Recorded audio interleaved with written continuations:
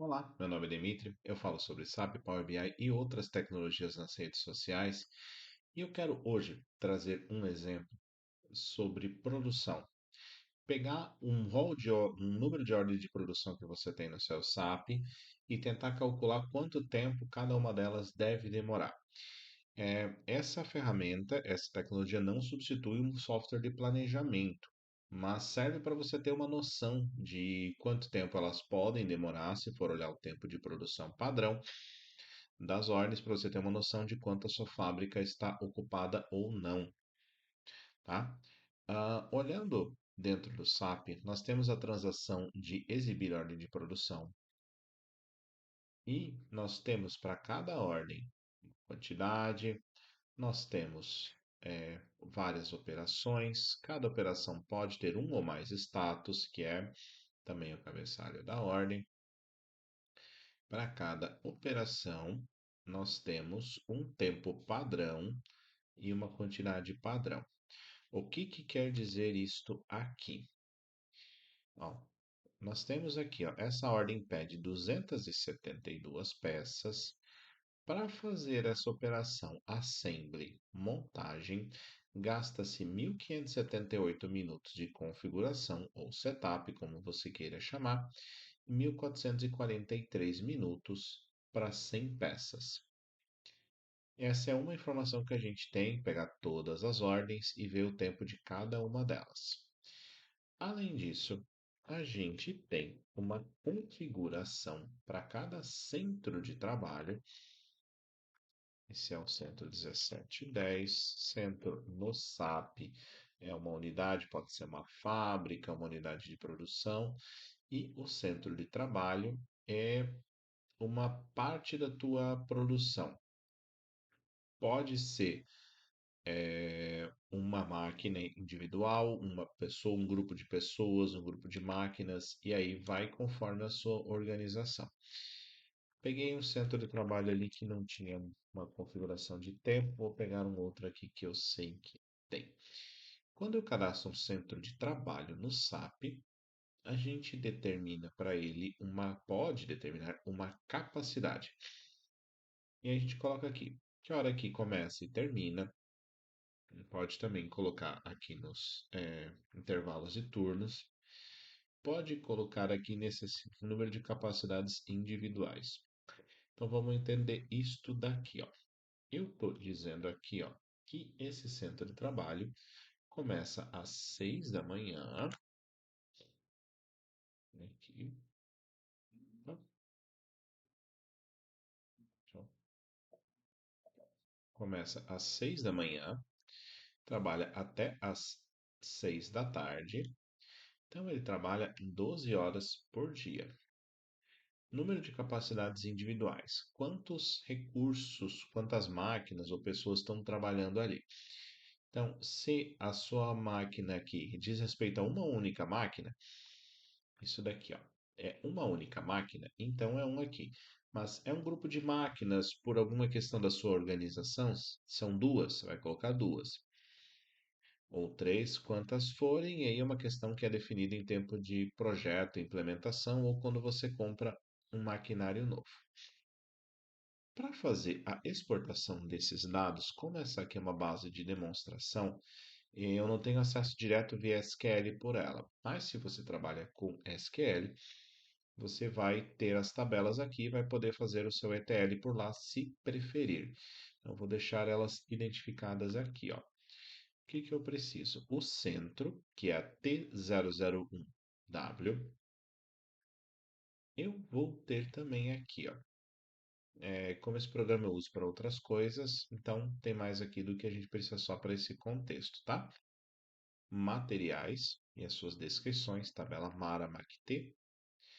Vou ter aqui o centro de trabalho, que eu mostrei agora há pouco, com as suas capacidades, horário de início e de fim, que é CRHD, CRTX e AKAKO. E se você for utilizar turnos, é a KPA ou KZY.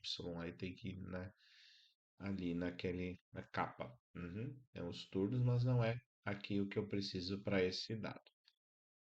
Para a ordem de produção, que foi a primeira coisa que eu mandei, que eu mostrei, são as tabelas aqui, ó. A CalfV, na verdade, não é uma tabela, é uma visão. Como existem ordens de produção, ordens de manutenção, ordens internas podem estar aqui, tem que filtrar só as ordens de produção, senão as ordens PM vão aparecer lá também.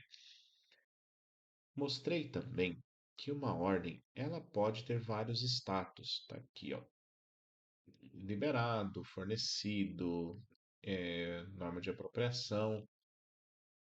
Esses status estão nessa tabela GEST e ela se relaciona com a CalfV pelo número do objeto, OBJNR, aqui e aqui.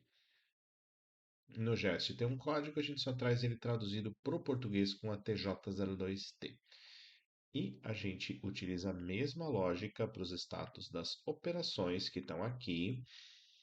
E as operações eu puxei da CalfV, que eu já tinha puxado ali, a FVC e a FVV.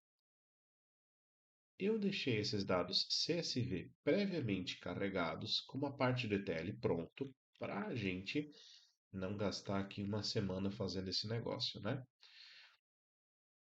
Então, deixa eu só mostrar como é que ficou o ETL aqui.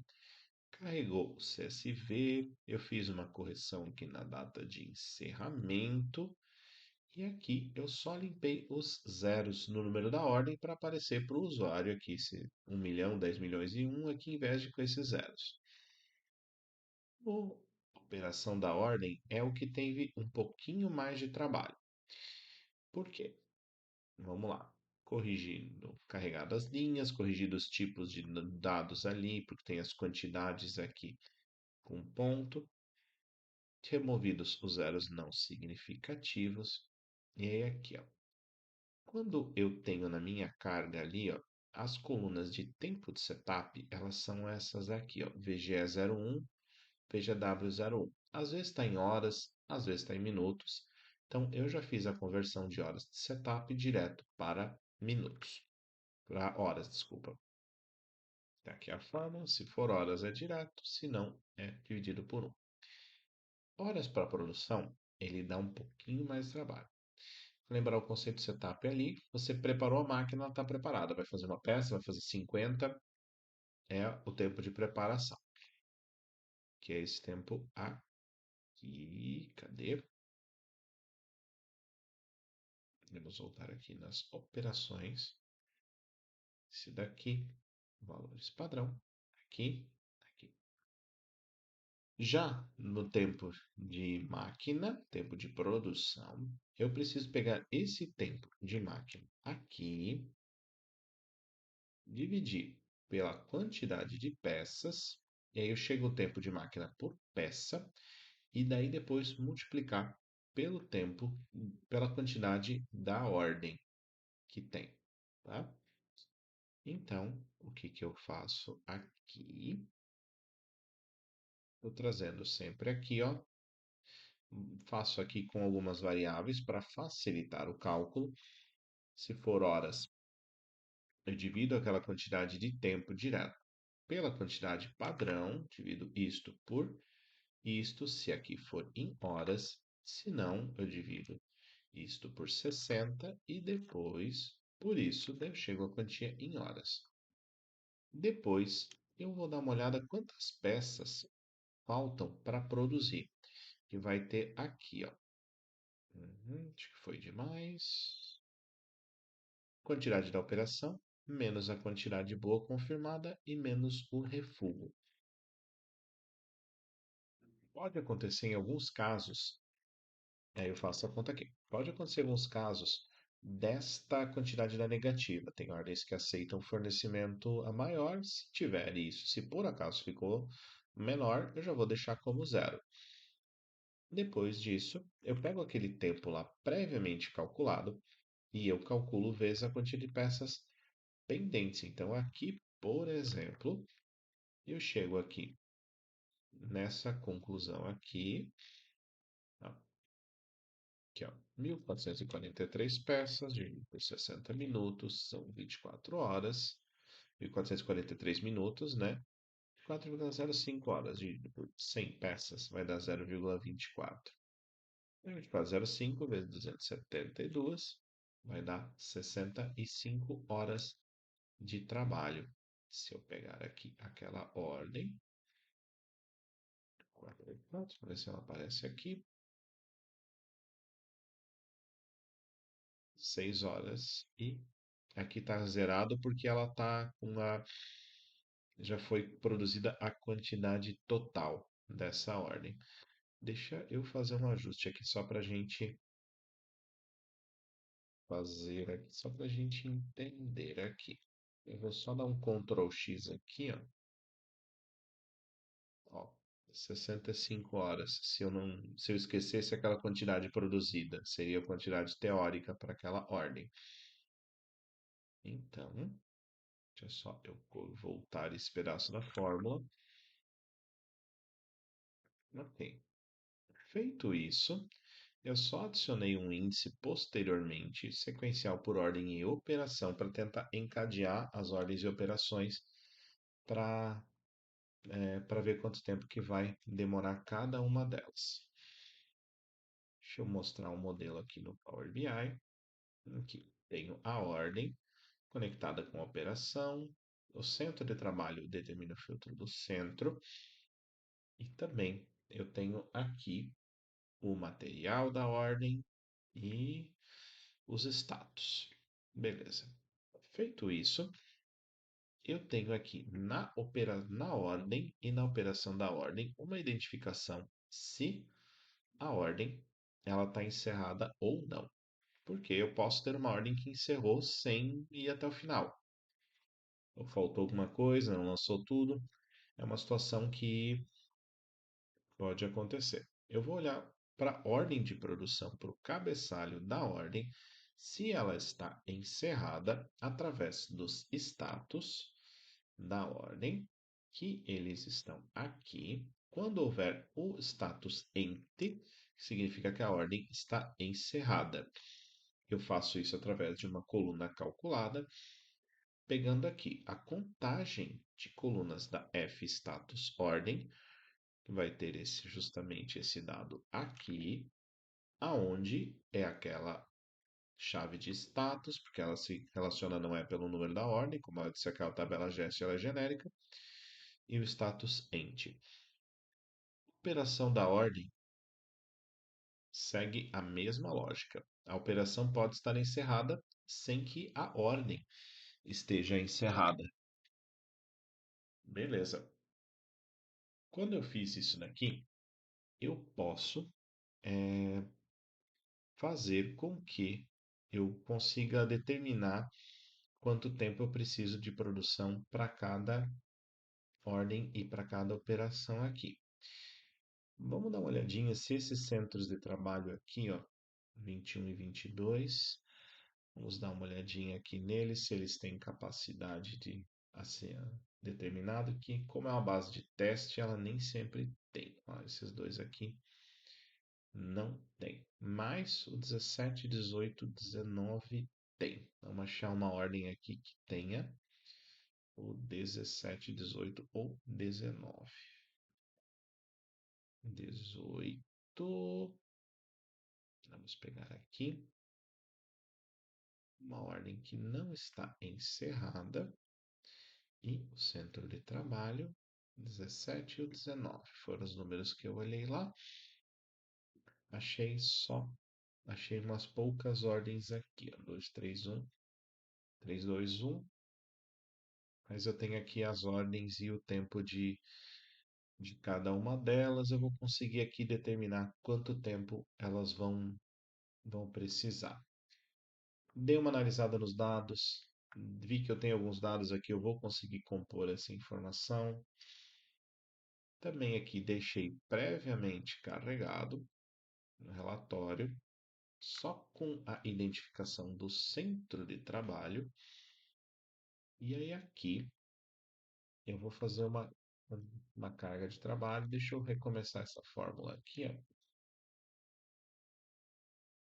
só para a gente entender passo a passo. Eu preciso somar a carga de trabalho Para cada centro de trabalho, deixa eu colocar aqui o centro também. Código do centro e ele vai acima. E aí vamos expandir todos, está tudo no 1710, ok? Eu tenho aqui, ó, para todos os centros de trabalho, a soma das operações de ordem, aonde a ordem não está encerrada e nem a operação está encerrada. Então, por lógica, eu consigo aqui determinar que, ó, eu preciso de 7 horas dessa máquina, 13 dessa, 35 dessa. E eu tendo essa carga de trabalho aqui em horas, consigo saber quantas horas para o futuro essa máquina vai trabalhar. Vou colocar uma coluna aqui, vou chamar, até colocar como uma medida para ela ficar aqui do lado, para na capacidade de trabalho, horas de trabalho por dia, vai ser o máximo da dimensão do centro trabalho, horas de capacidade por dia. E aí vamos voltar lá e entender o que que são as horas de capacidade por dia. Eu tenho um determinado centro de trabalho. Deixa eu pegar esse aqui, vai ficar interessante. Turning 1. Foi o que eu mostrei aqui, ó. Ele, deixa eu pegar aquele centro de trabalho lá para a gente ver esse número aqui. 1710. Turning 1. Capacidades. Capacidade de máquina. Ó, trabalha 8 horas por dia e tem uma capacidade individual. Tá aqui o dado ajustado. Então, se eu for olhar, eu consigo aqui determinar que eu vou precisar.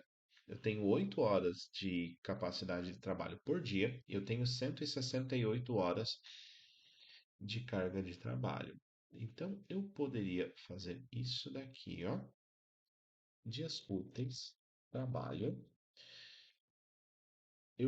Posso fazer essa soma aqui de fazer a divisão de um por outro. Só que se eu fizer a direta divisão de um por outro, quando eu ficar no contexto geral, lá na soma, isso não vai dar certo.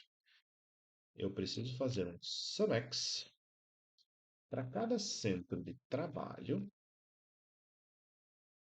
Vou colocar primeiro o carga de trabalho em horas. Se eu fizer isso, fazendo a fórmula aos poucos, o número bate certinho com o que eu tenho aqui.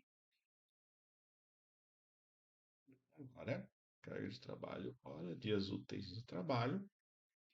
Vou fazer um divide isso daqui pela horas de capacidade por dia. Então, 168 horas vão dar mais ou menos 21 dias de trabalho.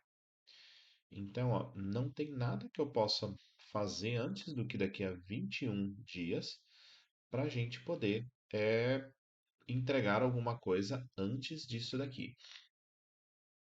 Se eu fizer isso daqui, eu já começo a ter uma noção. Então, se a tua produção são poucas operações ou uma operação em geral, com isso daqui, você já começa a ter uma noção de quantos dias úteis você vai, a tua máquina vai estar terminando o que ela tem para fazer se você manter esse ritmo de produção atual que você tem.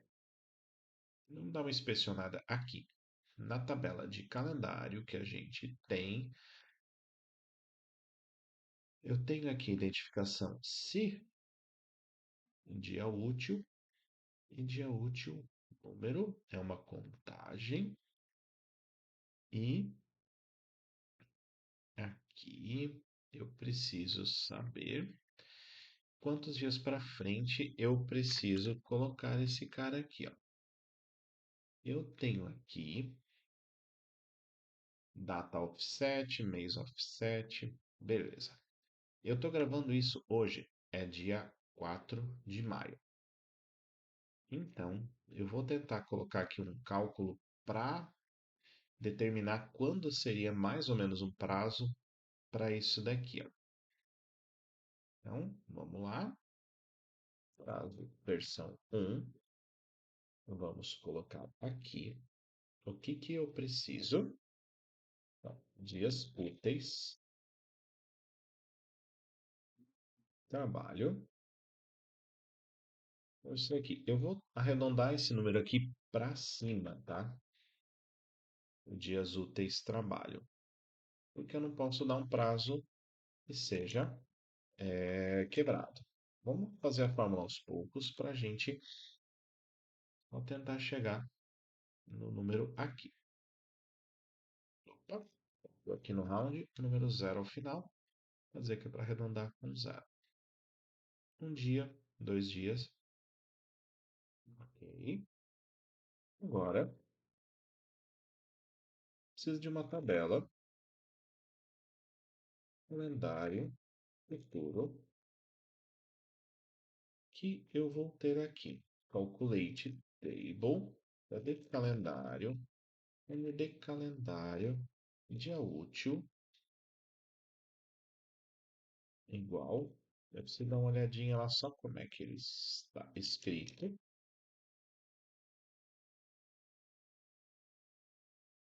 A data offset, mark zero. Tá, já vou chegar a explicar isso daqui. Vamos vir aqui no de calendário. Deixa eu clicar aqui direto no dia útil. Já está marcado aqui dia útil. Então, os dias que são úteis estão aqui. E aí, eu preciso pegar só os dias futuros. Não tem como recalcular um prazo com base em começar ontem. Sempre é o que está começando hoje. E aí tem essa coluna data offset aqui, ó, que ela indica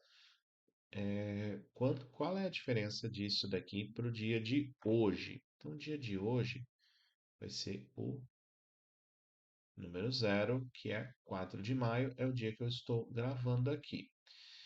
Filtro de número está entre, se eu colocar entre zero e 1, ó, dia 5 de maio, ele é o dia número 1, então tem que pegar só os dias para frente aqui, ó.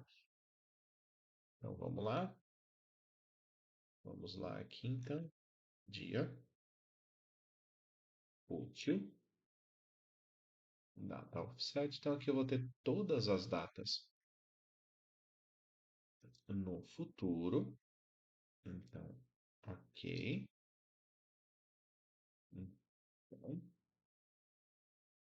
e aqui eu vou dar um top N. Qual que é o top N que eu vou pegar aqui dessa tabela? O número de dias úteis de trabalho desta tabela filtrada aqui. Fazer diferente. Calculate table. Agora sim. Top N de calendário.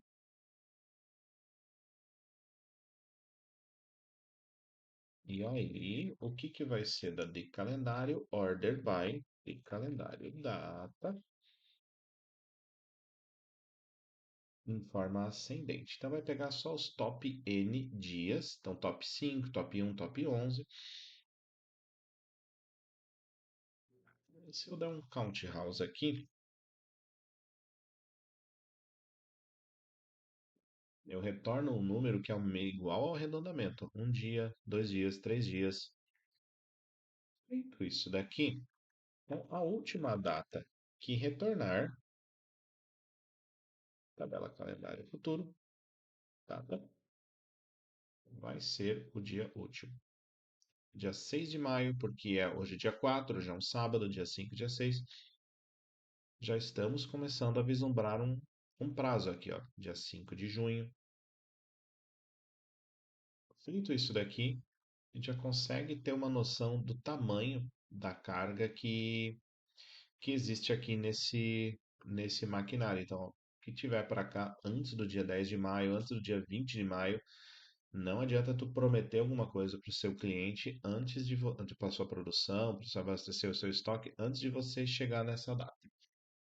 Futuramente eu vou lançar a versão 2 disso daqui, fazendo o sequenciamento dessas operações e tentando encadear essas datas aí em ordem para ver mais ou menos quando elas encaixariam, considerando as ordens que tem mais do que uma operação. Mas essa daqui é um upgrade, não vou fazer agora para isso aqui não ficar muito longo.